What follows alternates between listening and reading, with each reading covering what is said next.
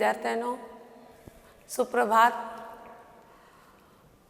साहित्यमंथन भाग 2 या PUC द्वितीय वर्षाच्या पाठ्यपुस्तकातील चौथा पाठ शिक्षण हाच आमचा तरणोपाय डॉक्टर जयसिंगराव पवार यांचा पाठ मी आज तुमच्यासमोर इथं मांडणार आहे. हा पाठ मी तुम्हाला शिकवणार आहे. जयसिंगराव भाऊसाहेब पवार यांचं पूर्ण नाव, काळखंड 1941. शिवाजी विद्यापीठातून MA PhD ही डिग्री म्हणजेच MA PhD पर्यंतचं शिक्षण त्यांनी घेतलेलं आहे. महाविद्यालयीन क्षेत्रात 3 दशकाहून अधिक काळ त्यांनी अखंड ज्ञान साधना केलेली आहे. शिवाजी विद्यापीठाचे ते पहिले कुलगुरू होते. इतिहास संशोधक, अखिल महाराष्ट्र इतिहास परिषदेचे संस्थापक, महाराष्ट्र इतिहास प्रबोधिनीची स्थापना, संचालक, शाहू संशोधन केंद्र कोल्हापूर येथील संचालक, अशी बऱ्याच मोठ्या पदावर ते कार्य करतात, केलेलं आहे. त्यांनी कार्य करत असतात, स्थापना केलेल्या आहेत आणि त्या व्यवस्थितपणे संस्था चालवत आहेत ते. त्याचबरोबर छत्रपती शिवाजी महाराज, क्रांतिसिंह नाना पाटील, राजश्री शाहू एक दृष्टिक्षेप, मराठी साम्राज्य उदय आणि अस्त या त्यांच्या पुस्तकांना शिवाजी विद्यापीठाचा तसेच महाराष्ट्र शासनाचा पुरस्कार सुद्धा प्राप्त झालेला आहे. डॉक्टर जयसिंगराव पवार यांना महाराष्ट्रातील कोल्हापूर भूषण पुरस्कार आणि बेळगावचा मानाचा आचार्य, बेळगाव शहरातील मानाचा आचार्य अत्रे पुरस्कार सुद्धा त्यांना प्राप्त झालेला आहे. असे हे बुद्धिमान लेखक आहेत. प्रस्तुत पाठ शिक्षण हाच आमचा तरणोपाय. शिक्षण हाच आमचा तरणोपाय. शिक्षणाशिवाय आपल्याला आता दुसरा उपायच नाही. हा पाठ राजश्री शाहू छत्रपती जीवन व कार्य, राजश्री शाहू छत्रपती जीवन व कार्य या पुस्तकामधून घेण्यात आलेला आहे. कोल्हापूर संस्थानचे राजे छत्रपती शाहू महाराज यांचं व्यक्तिमत्व खूप वादळी व्यक्तिमत्व होतं. अवघा 48 वर्षाचं ते आयुष्य जगले, पण आपल्या या आयुष्यात त्यांनी कोल्हापूर शहराचा फार मोठ्या प्रमाणात विकास केला. सामाजिक म्हणू नका, शैक्षणिक म्हणू नका, तर शेतकरी, बहुजन समाज, कष्टकरी, कामकरी या सगळ्यांसाठी शाहू महाराजांनी केलेलं कार्य हे खरोखरच खूप उल्लेखनीय आहे, प्रशंसनीय आहे, वाखाणण्यासारखं आहे. शाहू महाराज हे स्वतः एक सुधारणावादी समाजसुधारक होते. समाजात मनात आणलं सुधारणा करायची तर ती करायचीच, तर ते नुसते बोलके समाजसुधारक नव्हते, तर करते समाजसुधारक होते. जे बोललं ते करून दाखवायचंच. असं करताना बरंच लोकांनी त्यांना नावं ठेवली, अनेक अडचणी आल्या. हे कार्य करताना त्यांच्या अंगावर चिखल उडाला म्हणजे अनेकांनी त्यांना बोल लावले, पण शाहू महाराज अजिबात डगमगले नाहीत. आपलं आयुष्य, पूर्ण आयुष्य त्यांनी समाजसुधारणा करण्यात घातलेलं आहे.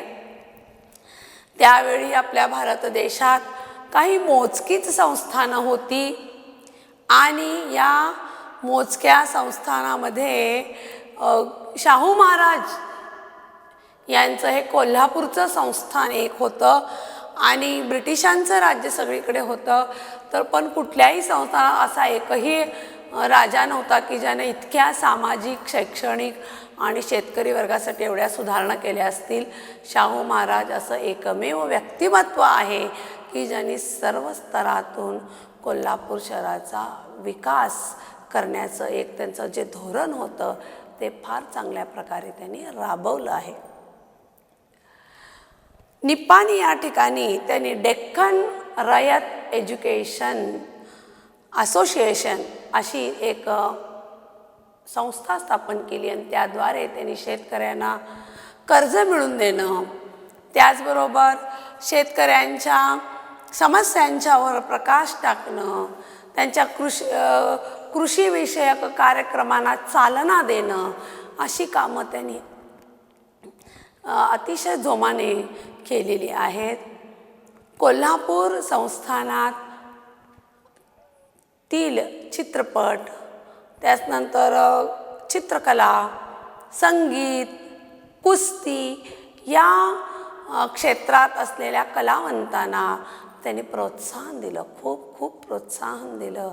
त्याचबरोबर कुस्ती हा कोल्हापूरचा मानबिंदू, तर कुस्ती या खेळाला त्यांनी राजाश्रय मिळून त्याकाळी दिलेला आहे. शेतकऱ्यांच्यासाठी राधानगरी धरण त्यांनी निर्माण केलं, उभारलं की ते पाणी त्या आडावं तिथं आणि त्या पाण्याचा वर्षभर शेतकऱ्यांना उपयोग व्हावा हे त्यांचं त्यात सूत्र होतं. आणि तो त्यांनी प्रकल्प पूर्ण केला. फार मोठा प्रकल्प आहे तो. आजही तुम्ही राधानगरी धरण बघू शकता. तर असा मोठा प्रकल्प त्यांनी कोल्हापुरासाठी उभा केला आणि शेतकऱ्यांना पाणी मिळाल्यानंतर पिकं चांगली येणार आणि पिकं आल्यानंतर तो त्यांचा माल कुजून किंवा सडून जाऊ नये यासाठी तो माल महाराष्ट्रातील इतर भाग, गोवा, आंध्र प्रदेश, कर्नाटक या आजूबाजूच्या प्रांतांनाही, राज्यांनाही तो माल व्यवस्थित जाऊन पोचावा यासाठी त्यांनी, शाहू महाराजांनी रेल्वे मार्ग सुरू केला. मोठं रेल्वे स्टेशन त्यांनी बांधलं, रेल्वे रूळ घालून रेल्वे मार्ग सुरू केला. आजही ते दिमाखात रेल्वे स्टेशन उभं आहे. छत्रपती शाहू टर्मिनस असं त्या रेल्वे स्टेशनचं नाव आहे. म्हणजे शाहू महाराजांचं हे जे कार्य आहे, त्यांनी जे केलेलं कार्य हे आपण बघितलं तर खूप प्रशंसनीय आहे. त्याचबरोबर शाळा, कॉलेज, सरकारी कार्यालयं आणि त्याच्यानंतर किंवा कुठलीही सार्वजनिक स्थळं जर असतील किंवा दवाखाना, या ठिकाणी अस्पृश्यांना कमी लेखायचं नाही, अस्पृश्यांना समानतेची वागणूक द्यावी असं शाहू महाराजांचं धोरण होतं. आणि ते धोरण त्यांनी आपल्या राज्यात राबविलं. गोरगरिबांसाठी, समाजासाठी, बहुजन समाजासाठी, अस्पृश्यासाठी तळमळीने कार्य करणारा हा एक धडाडीचा राजा होता. राजश्री अशी पदवी त्यांना कुर्मी क्षत्रिय समाजाने त्यांना दिलेली होती. तर शाहू महाराजांचं कार्य हे किती सांगावं तितकं कमीच आहे आणि ते काय लवकर संपणार नाही. तर विद्यार्थी मित्र हो, हा जो आपला पाठ आहे, शिक्षण हाच आमचा तरणोपाय, या पाठामध्ये शाहू महाराजांनी विविध क्षेत्रात सुधारणा केलेल्या आहेत, कार्य केलेलं आहे. पण या पाठात शाहू महाराजांनी केलेलं शैक्षणिक कार्य इथं दिलेलं आहे. शाहू महाराजांनी बहुजन समाजात शिक्षणाचा प्रचार आणि प्रसार कसा केला, मोफत आणि सक्तीचं शिक्षण आपल्या राज्यात हे धोरण त्यांनी कसं राबवलं, त्याचबरोबर स्त्री शिक्षणाला विशेष प्रेरणा कशी काय दिली, त्याचबरोबर उच्च शिक्षण नुसतंच लिहिण्या वाचण्यापुरतं नाही, तर उच्च शिक्षणात सुद्धा आपल्या प्रांतातील, राज्यातील विद्यार्थी चमकले पाहिजेत असं म्हणून उच्च शिक्षणावर पण त्यांनी भर दिलेला आहे. आणि हे सगळे मुद्दे या पाठामध्ये शिक्षण हाच आमचा तरणोपाय या पाठामध्ये आलेले आहेत आणि आपण एक एक करून ते सगळे सविस्तर पाहूया. 19व्या शतकातील बहुजन समाजाला लागलेले 2 मोठे रोग म्हणजे अज्ञान व दारिद्र्य. याचे मूळ कारण म्हणजे शिक्षणाचा अभाव म्हणजेच अविद्या. 19वं शतक, आज 20वं शतक आहे. 19व्या शतकात आपल्या बहुजन समाजाला, मराठा समाजाला बहुजन समाज म्हटलं जातं. तर या बहुजन समाजाला लागलेले 2 मोठे रोग अज्ञान आणि दारिद्र्य. अज्ञान आपल्या समाजाला लागलेला हा रोग होता की आपल्या समाजातील लोक अशिक्षित होते, अडाणी होते, अज्ञानी होते. म्हणजे नाही, ज्ञान नाही. दारिद्र्य आणि गरिबी. आणि दुसरी गोष्ट गरिबी. हे असं का व्हावं? ही गरिबी आमच्या वाट्याला का यावी किंवा हे अज्ञान आपल्या वाट्याला का यावं? तर त्याचं मूळ कारण म्हणजे शिक्षणाचा अभाव. आम्हाला शिक्षणच नाही, अभाव. शिक्षणच आम्हाला मिळालं नाही. विद्याच नाही आपल्या बहुजन समाजाला. त्यामुळे आज ही परिस्थिती ओढवली. या अविद्येने शूद्रातिशूद्र समाजात किती अनर्थ केले आहेत याची आपल्या बांधवांना पहिली जाणीव करून देणारे थोर पुरुष म्हणजे महात्मा ज्योतिराव फुले हे होत. तर या अविद्येने, विद्या नसल्यामुळे शूद्रातिशूद्र समाजात, शूद्र म्हणजे अस्पृश्य समाजामध्ये किती अनर्थ झालेले आहेत. अस्पृश्यांना किती मानहानीचं जीवन जगावं लागलेलं आहे, किती अनर्थ झाला आहे. याची कारणमीमांसा आम्हाला करून देणारे पहिले महान थोर समाजसुधारक, कर्मवीर महात्मा ज्योतिराव फुले यांनी आम्हाला सांगितलेलं आहे की विद्येविना मती गेली, मतीविना गती. विद्या नसल्यामुळे बुद्धी नाही, बुद्धी नसल्यामुळे गती नाही. कुठल्या दिशेला जायचं आपल्याला कळलं नाही. आणि हे कार्य सगळे अविद्येने केले. विद्या नसल्यामुळे राज्यसत्ता ब्रिटिशांच्या हातात आणि राज्य लक्ष्मी पण ब्रिटिशांच्या हातातच गेली. आणि आपण असंच त्यांचं तोंड बघत गप्प बसून राहिलो. याला 2च गोष्टी कारणीभूत आहेत, अज्ञान आणि दारिद्र्य. आणि अज्ञानी असल्यामुळेच, विद्या नसल्यामुळेच आमच्या पदरी काय आलेलं आहे? दारिद्र्य आलं. शिक्षणानेच आमचा तरणोपाय आहे.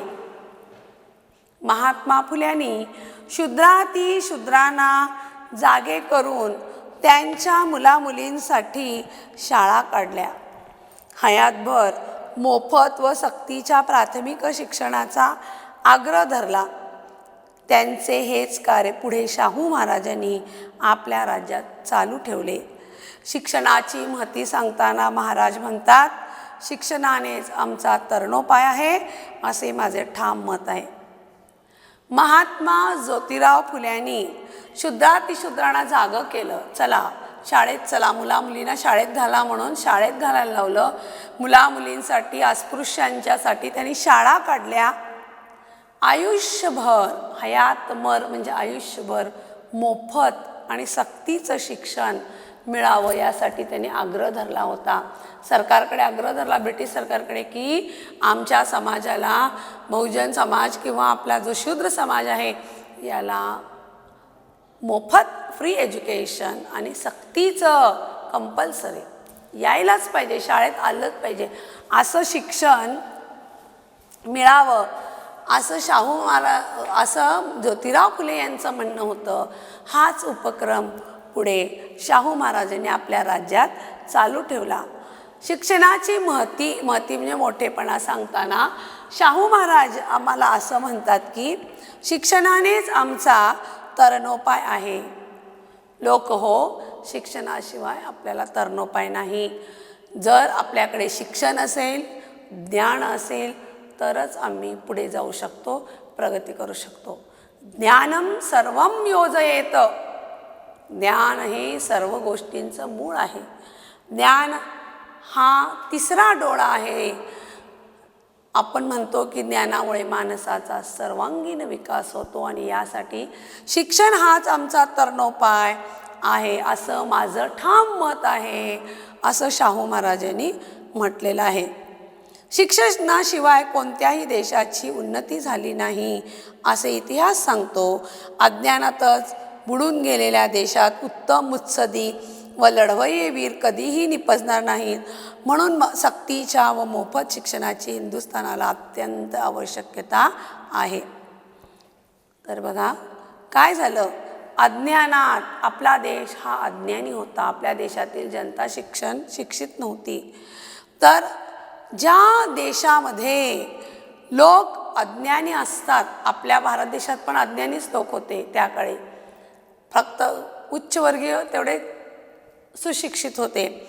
जो देश अज्ञानात बुडून गेलेला आहे त्या देशात कधीही वीर आणि लढवय्ये, मुत्सदी लढवय्ये, चिंतनशील व्यक्ती जन्माला येतच नाही.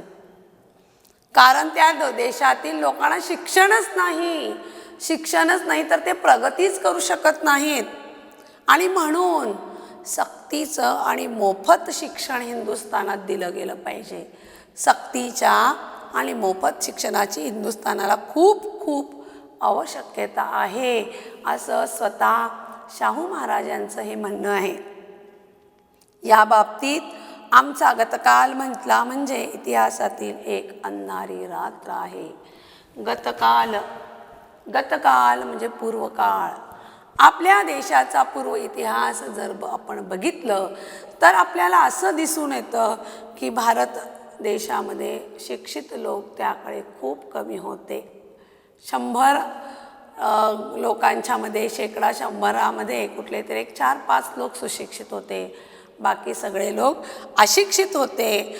या बाबतीत आमचा गतकाल म्हणजे अंधारी रात्र आहे, काळी कुट्ट रात्र. कुठलाही ज्ञानाचा सूर्य आपल्या देशामध्ये तेव्हा उगवला नव्हता. फक्त एकाच जातीने विद्येचा मक्ता घेतला होता. फक्त एकच जात श्रेष्ठ होती, म्हणजे सवर्ण, उच्चवर्गीय, ब्राह्मण हेच सुशिक्षित होते. समाजात तेच लोक जात, त्यांचाच दबदबा होता आणि शिक्षणामध्ये तेच श्रेष्ठ होते. ठराविक एका जातीनेच शिक्षणाचा मक्ता घेतलेला होता. म्हणू आणि त्याच्या मागून आलेल्या शास्त्रकारांनी त्या वेळच्या ध्येयाला अनुसरून निनिळ्या जातीच्या व्यवहारास बंधनकारक असे निर्बंध रचिले आणि कमी जातीच्या लोकांना विद्यामंदिराचे दरवाजे बंद करण्यात आले. त्यांचे स्वतःचे धर्मग्रंथ आणि वेद हे सुद्धा वाचण्याची त्यांना मनाई होती. मनू हा एक विचारवंत होता. मनू आणि त्याच्या पाठीमागे आलेले अनेक शास्त्रकार म्हणजे विचारवंत यांनी त्यावेळच्या ध्येयाला अनुसरून समाजात जातीपातीयता कशी आहे त्याप्रमाणे वर्गवार रचना केलेली होती. ब्राह्मण, क्षत्रिय, वैश्य आणि शूद्र कोण कसं कार्य करतं त्याप्रमाणे त्यांना जातीपातीयता विभागून देण्यात आली होती.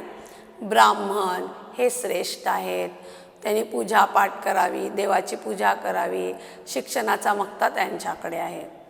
त्याच्यानंतर क्षत्रिय आणि तलवार घ्यावी, देशाचं रक्षण करावं, वीर लोक आहेत ते, आणि त्यामध्ये त्यांनी पुढे यावं. वैश्य यांनी व्यापार करावं आणि शूद्र यांनी ह्या सगळ्यांची हलकी सलकी कामं करावी, असे त्यावेळी मनू आणि त्या वेळच्या विचारवंतांनी हे अशा प्रकारे काही निर्बंध, काही नियम आपल्याला घालून दिलेले होते. शूद्र जातीच्या लोकांना, कमी जातीच्या लोकांची इतकी वाईट अवस्था होती की त्यांना विद्यामंदिराचे दरवाजे बंद होते. शाळेमध्ये त्यांना जाण्यास परवानगी नव्हती. त्याचबरोबर आमचे धर्मग्रंथ आणि वेद आमचे धर्मग्रंथ आहेत, उपनिषद आहेत, पुराण आहेत, वेद आहेत, हे सुद्धा त्यांना वाचण्याला ते सुद्धा वाचायची त्यांना परवानगी नव्हती. त्यांना मनाई केली होती, त्यांना मज्जाव करण्यात आला होता. म्हणजे समाजात त्यांना अतिशय गौण मानण्यात आलेलं होतं. अशी एकूण त्या काळची परिस्थिती होती. शिक्षण नसल्यामुळे आपल्या देशात अशी परिस्थिती त्याकाळी निर्माण झालेली होती. 4 वर्ग होते आणि शूद्रांना अति कमी, एकदम क्षुद्र म्हणून लेखलं जात होतं. आणि अशा परिस्थितीत क्षुद्रच काय, पण बहुजन समाजाला सुद्धा शिक्षण मिळालेलं नव्हतं हे शाहू महाराजांनी ओळखलं. आणि म्हणूनच त्यांनी म्हटलेलं आहे की शिक्षणाशिवाय तरणोपाय नाही.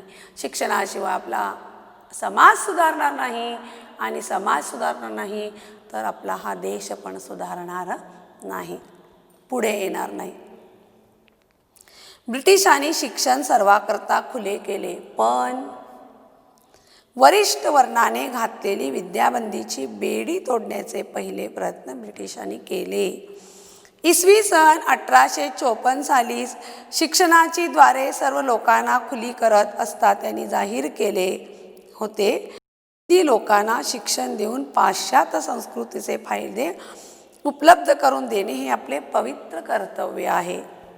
वरिष्ठ वर्गाने, उच्चवर्गीय आणि सवर्ण लोकांनी आम्हाला विद्याबंदीचे काही नियम घातलेले होते की यांनी या शाळेत जायचं, यांनी शाळेत जायचंच नाही, यांनी त्या शाळेत जायचं, आपण ह्या शाळेत जाणार, असे जे काहीतरी नियम त्याकाळी होते ते ब्रिटिशांनी पहिल्यांदा तोडण्याचा प्रयत्न केला. ब्रिटिश हे तेव्हा भारत देशावर राज्य करत होते. 1854 साली ब्रिटिशांनी असं जाहीर केलं की शिक्षणाची दारं सगळ्यांना खुली आहेत, सगळेजण शिक्षण घेऊ शकतात, सगळेजण शिक्षण शिकू शकतात, सगळ्यांना शाळेत जाण्यासाठी प्रवेश आहे. हिंदी लोकांना म्हणजे हिंदुस्थानातील लोकांना शिक्षण देऊन त्यांना पाश्चात्य संस्कृती म्हणजे परदेशातील संस्कृतीचाही काही फायदे करून द्यावे, त्यांना बरीच माहिती करून द्यावी. आणि हे आपलं पवित्र कार्य आहे. आम्ही या ठिकाणी राज्य करतो तर तुमच्या देशातील लोकांना शिक्षणाचे फायदे उपलब्ध करून देणे हे आपले कर्तव्य आहे, असंच ब्रिटिश समजत होते. आणि तसं त्यांनी लोकांना सांगितलं. यासाठीच तुम्ही सर्वांनी शाळा कॉलेजमध्ये काय घ्यावा, शाळेमध्ये मुख्यत्वे शाळेमध्ये प्रवेश घ्यावा. त्यानुसार ठिकठिकाणी शाळा स्थापन झाल्या.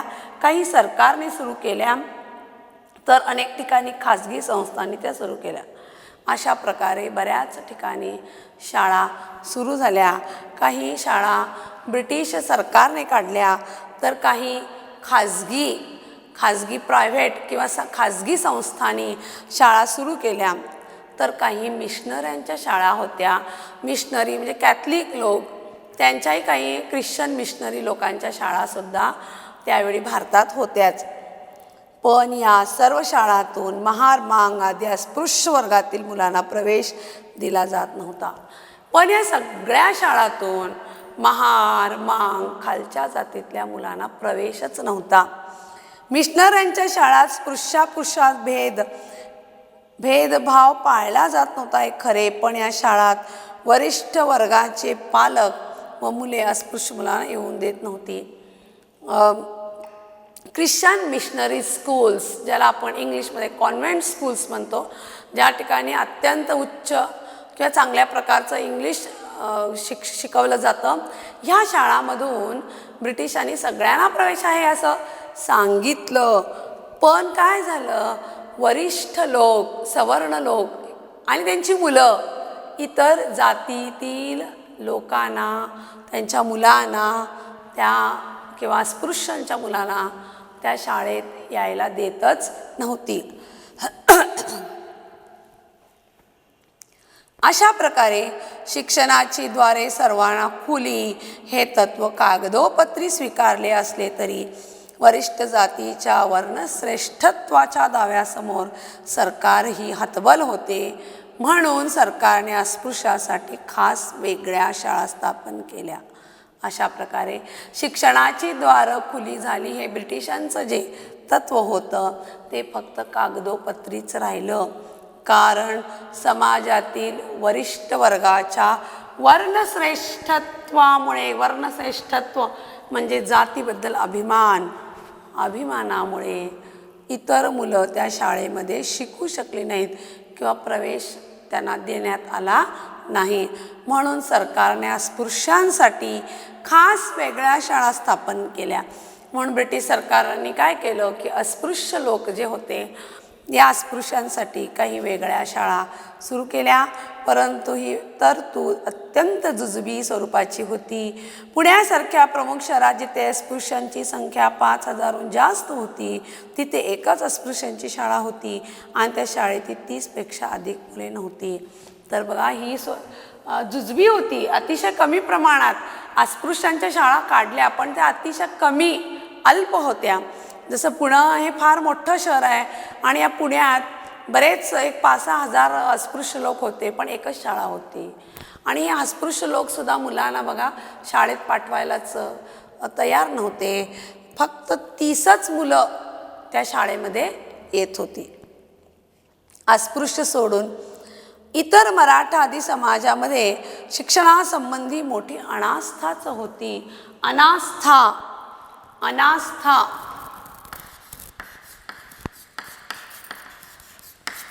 आस्था नसणे.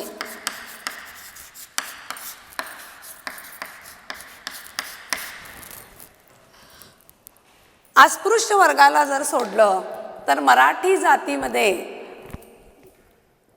बहुजन समाजामध्ये सुद्धा लोकांच्यामध्ये अनास्था होती. अनास्था म्हणजे शिक्षणाबद्दल आस्था नव्हती. शिक्षण हे आपले काम नव्हे असाच न्यूनगंड त्यांच्या ठिकाणी उत्पन्न झाला होता. शिक्षण हे आपलं काम नव्हे असा न्यूनगंड म्हणजे कमीपणा. ही कमीपणाची भावना त्यांच्यात होती की आम्ही शिकायचं कशाला, शिक्षण हे आमचं काम नव्हे, ते उच्चवर्गीयांचं काम आहे, ते सवर्णांचं काम आहे, आमचं नाही. आम्ही कष्ट करायचं, मोलमजुरी करायचं हेच त्यांच्या डोक्यात होतं आणि हीच भावना, कमीपणाची भावना त्यांच्यात होती. तेव्हा ब्रह्मवर्गाचा अहगंड आणि बहुजन वर्गाचा न्यूनगंड अशा दोन परस्पर विरोधी भावनातून तत्कालीन समाज व्यवस्थेतील शिक्षणाचा प्रश्न अधिकच गंभीर बनला. तर काय झालं? अहगंड म्हणजे गर्व. अस्पृश्य सोडून मराठी समाजामध्ये सुद्धा शिक्षणाबद्दल प्रेम नव्हतं. त्यामुळे काय झालं, एकीकडे बहुजन समाजाला शिक्षणाबद्दल प्रेम नव्हतं, तर दुसरीकडे ब्राह्मण लोक आम्हीच शिकणार किंवा उच्चवर्गीय किंवा सवर्ण आम्हीच शिकणार असं एक अहगंड किंवा अहंकाराची एक भावना, गर्वाची भावना त्यांच्यामध्ये होती. म्हणजे एकीकडे कमी भावना बहुजन समाजाची, तर उच्चवर्गीय आणि सवर्णांची गर्वाची भावना. याच्यातून त्या काळचा शिक्षणाचा प्रश्न अतिशय गंभीर बनला आणि ब्रिटिश सरकारसुद्धा यासमोर हतबल झालं. कारण आपल्या समाजातच इतकी जातीपातीयता होती की त्यामध्ये किंवा त्याच्या पुढे ब्रिटिशांनासुद्धा काय बोलायचं समजलं नाही. धन्यवाद विद्यार्थ्यांनो. पुढच्या वेळेला पुढच्या भागात, दुसऱ्या भागात आपण पुढील पाठ बघूया. धन्यवाद.